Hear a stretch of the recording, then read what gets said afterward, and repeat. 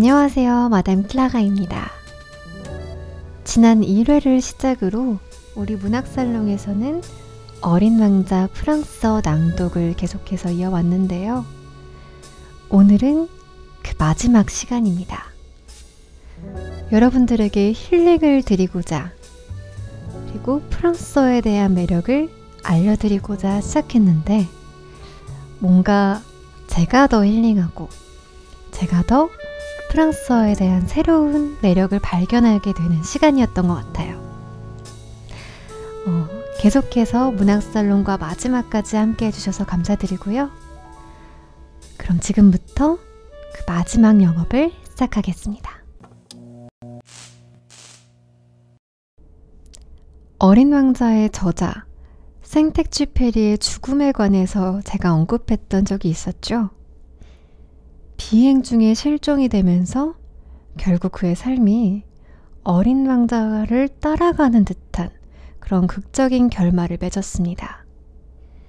한간에는 독일군에게 격추당했다고 했지만 실제로 해저 탐사로 발견한 그의 비행기에서는 총탄 자국이 보이지 않았다고 합니다. 그래서 혹시나 그가 자살을 한 건 아니냐 하는 소문도 있었는데요. 실제로 그의 지인들은 그가 극심한 우울증을 앓고 있었고, 또 그가 죽기 하루 전날 친구들과 찾았던 바닷가에서 한 여인에게 이런 의미심장한 말을 했다고 합니다. 나와 함께 수영하지 않을래요? 내일이 되면 난 여기에 없을지도 몰라요. 이런 말을 쓰는 숨을 지으면서 했다고 해요. 그런 바람에 친구들이 그럼 불길한 농담은 하지 말라 라고 했다는 일화까지 있습니다. 아직도 미스테리한 생텍쥐페리의 죽음, 그런 그의 영혼이 깃들어 있는 작품 어린 왕자, 그 마지막 낭독을 지금 시작합니다. Chapitre 25. Les hommes, dit le petit prince. Ils s'enfournent dans les rapides, mais ils ne savent plus ce qu'ils cherchent. Alors ils s'agitent et tournent en rond. Et il ajouta, ce n'est pas la peine. Le puits que nous avions atteint ne ressemblait pas aux puits sahariens. Les puits sahariens sont de simples trous creusés dans le sable. Celui-là ressemblait à un puits de village. Mais il n'y avait là aucun village, et je croyais rêver.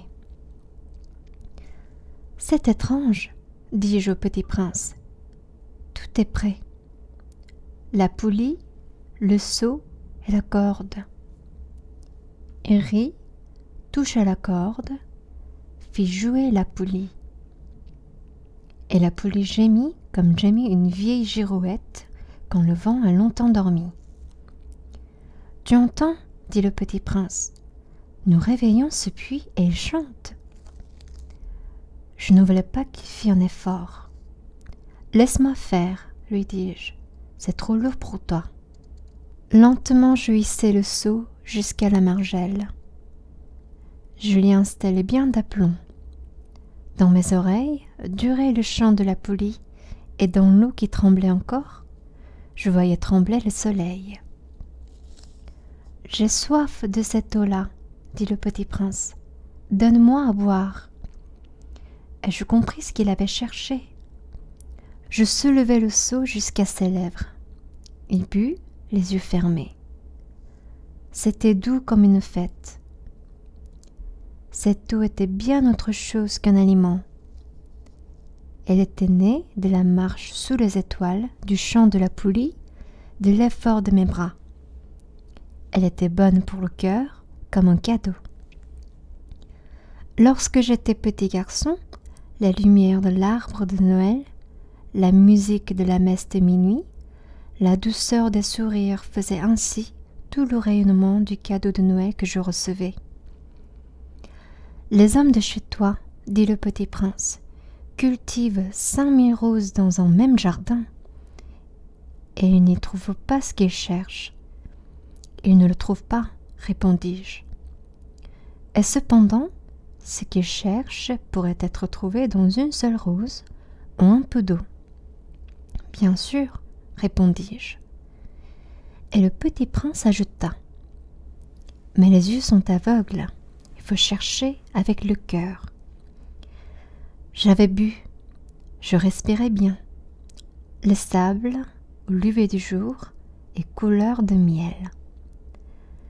J'étais heureux aussi de cette couleur de miel. Pourquoi fallait-il que j'eusse de la peine? Il faut que tu tiennes ta promesse, me dit doucement le petit prince, qui de nouveau s'était assis auprès de moi. Quelle promesse? Oh, tu sais, une muselière pour mon mouton. Je suis responsable de cette fleur. Je sortis de ma poche mes ébauches du dessin. Le petit prince les aperçut et dit en riant. Tes baobabs, ils ressemblent un peu à des choux. Oh, moi qui étais si fière des baobabs. Ton renard, ses oreilles, elles ressemblent un peu à des cornes. Elles sont trop longues. Et il rit encore.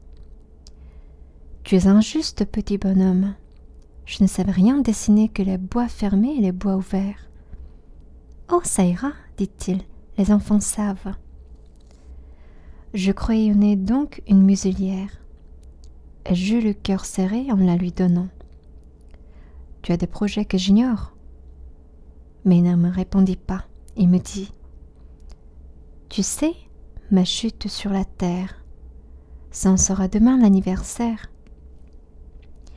Puis après un silence, il dit encore, j'étais tombé tout près d'ici, et il rougit. Et de nouveau, sans comprendre pourquoi, j'éprouvai un chagrin bizarre. Cependant, une question me vint. Alors ce n'est pas par hasard que, le matin où je t'ai connu, il y a 8 jours, tu te promenais comme ça tout seul, à 1000 milles de toutes les régions habitées. Tu retournais vers le point de ta chute? Le petit prince rougit encore, et j'ajoutai en hésitant, à cause peut-être de l'anniversaire. Le petit prince rougit de nouveau. Il ne répondait jamais aux questions, mais quand on rougit, ça signifie oui, n'est-ce pas? Ah, lui dis-je, j'ai peur. Mais il me répondit, tu dois maintenant travailler, tu dois repartir vers ta machine, je t'attends ici, reviens demain soir. Mais je n'étais pas rassurée. Je me souvenais du renard. On risque de pleurer un peu si l'on s'est laissé apprivoiser. Chapitre 26. Il y avait, à côté du puits, une rune de vieux murs de pierre.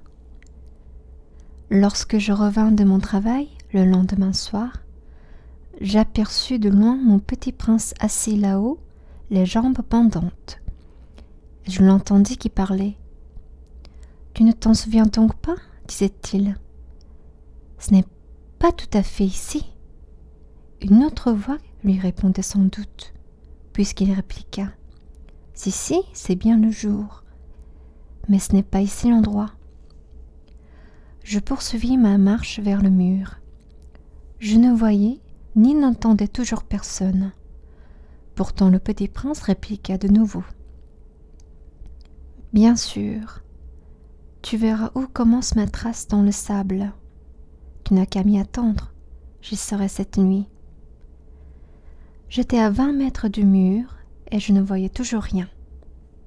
Le petit prince dit encore, après un silence. « Tu as du bon venin? Tu es sûr de ne pas me faire souffrir longtemps? » Je fis halte, le cœur serré. Mais je ne comprenais toujours pas. « Maintenant va-t'en, dit-il, je veux redescendre. » Alors j'abaissai moi-même les yeux vers le pied du mur et je fis un bond. Il était là, dressé vers le petit prince, un de ces serpents jaunes qui vous exécutent en 30 secondes. Tout en fouillant ma poche pour en tirer mon revolver, je pris le pas de course, mais au bruit que je fis, le serpent se laissa doucement couler dans le sable, comme un jet d'eau qui meurt, et sans trop se presser, se faufila entre les pierres avec un léger bruit de métal. Je parvins au mur juste à temps pour y recevoir dans mes bras mon petit bonhomme de prince, pâle comme la neige.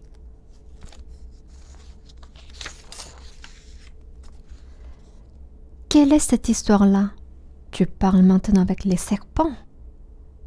J'avais défait son éternel cache-nez d'or.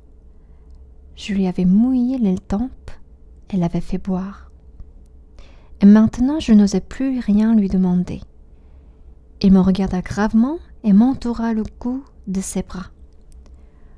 Je sentais battre son cœur comme celui d'un oiseau qui meurt quand on l'a tiré à la carabine. Il me dit: « Je suis content que tu aies trouvé ce qui manquait à ta machine. Tu vas pouvoir rentrer chez toi. » « Comment sais-tu » ? Je venais justement lui annoncer que, contre toute espérance, j'avais réussi mon travail. Il ne répondit rien à ma question, mais il ajouta: « Moi aussi, aujourd'hui, je rentre chez moi. » Puis mélancolique: « C'est bien plus loin, c'est bien plus difficile. »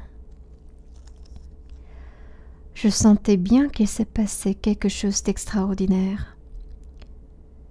Je le serrai dans les bras comme un petit enfant, et cependant, il me semblait qu'il coulait verticalement dans un abîme sans que je puisse rien pour le retenir. Il avait le regard sérieux, perdu très loin. « J'ai ton mouton, j'ai la caisse pour le mouton, et j'ai la muselière. » Et il sourit avec mélancolie. J'attendis longtemps. Je sentais qu'il se réchauffait peu à peu. « Petit bonhomme, tu as eu peur. » Il avait eu peur, bien sûr, mais il rit doucement. J'aurais bien plus peur ce soir.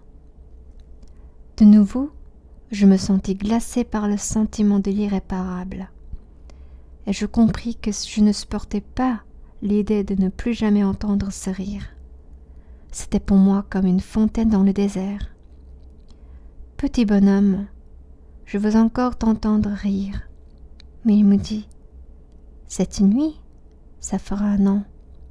Mon étoile se trouvera juste au-dessus de l'endroit où je suis tombée l'année dernière. » Petit bonhomme, n'est-ce pas que c'est un mauvais rêve, cette histoire de serpent et de rendez-vous et d'étoiles? Mais il ne répondit pas à ma question. Il me dit: « Ce qui est important, ça ne se voit pas. Bien sûr. C'est comme pour la fleur. Si tu aimes une fleur qui se trouve dans une étoile, c'est doux la nuit de regarder le ciel. Toutes les étoiles sont fleuries. Bien sûr. C'est comme pour l'eau. Ce que tu m'as donné à boire était comme une musique à cause de la poulie et de la corde. Tu te rappelles? Elle était bonne. Bien sûr. Tu regarderas la nuit les étoiles. C'est trop petit chez moi pour que je te montre où se trouve la mienne. C'est mieux comme ça. Mon étoile, ça sera pour toi une des étoiles. Alors toutes les étoiles, tu aimeras les regarder. Elles seront toutes tes amies. Et puis, je vais te faire un cadeau. » Il rit encore. « Ah, petit bonhomme, j'aime entendre ce rire. Justement, ce sera mon cadeau. Ce sera comme pour l'eau. Que veux-tu dire? Les gens ont des étoiles qui ne sont pas les mêmes. Pour les uns qui voyagent, les étoiles sont des guides. Pour d'autres, elles ne sont rien que de petites lumières. Pour d'autres, qui sont savants, elles sont des problèmes. Pour mon businessman, elles étaient de l'or. Mais toutes ces étoiles-là se taisent. Toi, Tu auras des étoiles comme personne n'en a. Que veux-tu dire? Quand tu regarderas le ciel la nuit, puisque j'habiterai dans l'une d'elles, puisque je rirai dans l'une d'elles, alors ce sera pour toi comme si riaient toutes les étoiles. Tu auras, toi, des étoiles qui savent rire. Et ris encore. Et quand tu seras consolé, on se console toujours. Tu seras content de m'avoir connu. Tu seras toujours mon ami. Tu auras envie de rire avec moi. Et tu ouvriras parfois ta fenêtre comme ça pour le plaisir. Et tes amis seront bien étonnés de te voir rire en regardant le ciel. Alors tu leur diras, oui, les étoiles, ça me fait toujours rire. Et ils te croiront fou. Je t'aurai joué un bien vilain tour. Et ris encore. Ce sera comme si je t'avais donné, au lieu d'étoiles, des tas de petits grelots qui savent rire. Il rit encore. Puis, il redevint sérieux. Cette nuit, tu sais, ne viens pas. Je ne te quitterai pas. J'aurai l'air d'avoir mal. J'aurai un peu l'air de mourir. C'est comme ça. Ne viens pas voir ça, ce n'est pas la peine. Je ne te quitterai pas. Mais il était soucieux. Je te dis ça, c'est à cause aussi du serpent. Il ne faut pas qu'il te morde. Le serpent, c'est méchant. Ça peut mordre pour le plaisir. Je ne te quitterai pas. Mais quelque chose le rassura. C'est vrai qu'ils n'ont plus de venin pour la seconde morsure. Cette nuit-là, je ne le vis pas se mettre en route. Il s'était évadé sans bruit. Quand je réussis à le rejoindre, il marchait décidé d'un pas rapide. Il me dit seulement « Ah, tu es là !» Et il me prit par la main. Mais il se tourmentait encore. « Tu as eu tort, tu auras de la peine. J'aurai l'air d'être mort et ce ne sera pas vrai. » Moi, je me taisais. Tu comprends, c'est trop loin. Je ne peux pas emporter ce corps-là, c'est trop lourd. Moi, je me taisais. Mais ce sera comme une vieille écorce abandonnée. Ce n'est pas triste, la vieille écorce. Moi, je me taisais. Il se découragea un peu, mais il fit encore un effort. Ce sera gentil, tu sais. Moi aussi, je regarderai les étoiles. Toutes les étoiles seront des puits avec une poulie rouillée. Toutes les étoiles me verseront à boire. Moi, je me taisais. Ce sera tellement amusant. Tu auras 500 millions de grelots, j'aurai 500 millions de fontaines. Et il se tut aussi, parce qu'il pleurait. C'est là. Laisse-moi faire un pas tout seul. Et il s'assit parce qu'il avait peur. Et dit encore, tu sais, ma fleur, j'en suis responsable. Et elle est tellement faible, elle est tellement naïve. Elle a 4 épines de rien du tout pour la protéger contre le monde. Moi, je m'assis parce que je ne pouvais plus me tenir debout. Il dit, voilà, c'est tout. Il hésita encore un peu, puis il se leva. Il fit un pas. Moi, je ne pouvais pas bouger. Il n'y eut rien qu'un éclair jaune près de sa cheville. Il demeura un instant immobile. Il ne cria pas. Il tomba doucement comme tombe un arbre. Ça ne fit même pas de bruit à cause du sable. Chapitre 27. Et maintenant, bien sûr, ça fait 6 ans déjà. Je n'ai jamais encore raconté cette histoire. Les camarades qui m'ont revu ont été bien contents de me revoir vivant. J'étais triste, mais je leur disais, c'est la fatigue. Maintenant, je me suis un peu consolée, c'est-à-dire pas tout à fait.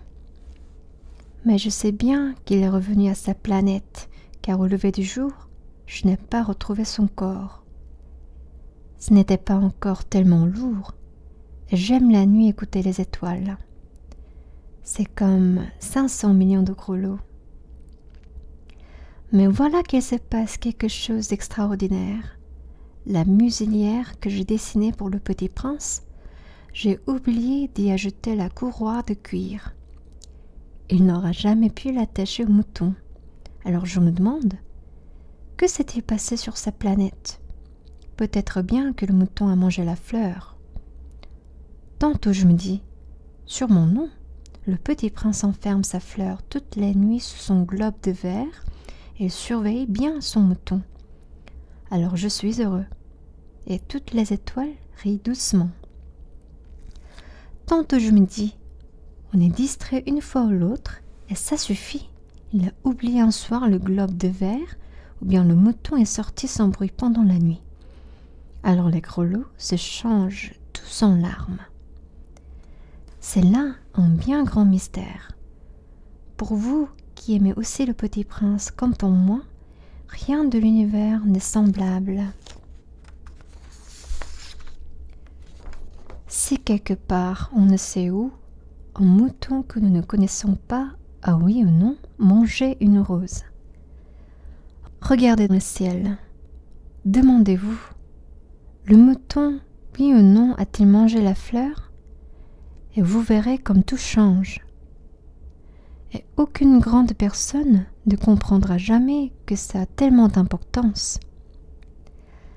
Ça, c'est pour moi le plus beau et le plus triste paysage du monde. C'est le même paysage que celui de la page précédente, mais je l'ai dessiné une fois encore pour bien vous le montrer. C'est ici que le Petit Prince a apparu sur terre, puis disparu. Regardez attentivement ce paysage afin d'être sûr de le reconnaître si vous voyagez un jour en Afrique dans le désert. Et s'il vous arrive de passer par là, je vous en supplie, ne vous pressez pas, attendez un peu juste sous la toile. Si alors un enfant vient à vous, s'il rit, s'il a des cheveux d'or, s'il ne répond pas quand on l'interroge, vous devinerez bien qui il est. Alors soyez gentil, ne me laissez pas tellement triste. Écrivez-moi vite qu'il est revenu. 네, 오늘은 24장에서 27장까지 읽어봤는데요. 어린 왕자의 마지막이 담겨 있었습니다. 그가 처음으로 지구에 도착했던 바로 그 장소에서 1년 뒤에 뱀에게 물려 다시 고향으로 돌아가게 되죠. 그리고 6년이 지나 어린 왕자를 추억하며 독자들에게 당부 메시지를 전하는 주인공의 이야기로 끝이 납니다. 저는 이 대사가 참 많이 와닿았는데요. Ne me laissez pas tellement triste. Écrivez-moi vite qu'il est revenu. 저를 이렇게 슬프게 내버려두지 말고 그가 돌아왔노라고 빠른 편지 써주세요. 어린 왕자가 떠난 이후 6년이 지나 그와의 추억을 떠올리며 주인공이 독자들에게 만약에 여러분들이 사막을 가게 된다면 그리고 그곳에서 어린 왕자를 만나게 된다면 제게도 꼭 알려주세요 라고 말하는 대사였죠. 저는 이 대사에서 참 그의 절절한 마음이 잘 드러났다고 생각하는데요. 그가 얼마나 어린 왕자를 소중하게 생각하고 또 사랑했는지 참 잘 드러났던 것 같습니다. 네, 이렇게 해서 마지막 문학살롱이 끝났습니다, 여러분. 앞으로 더 좋은 콘텐츠로 찾아올 테니까요. 아이디어가 있으신 분들은 언제든지 댓글 남겨주시고요. 좋아요와 구독, 알림 설정도 잊지 마세요. 우리 다시 만나요. Au revoir.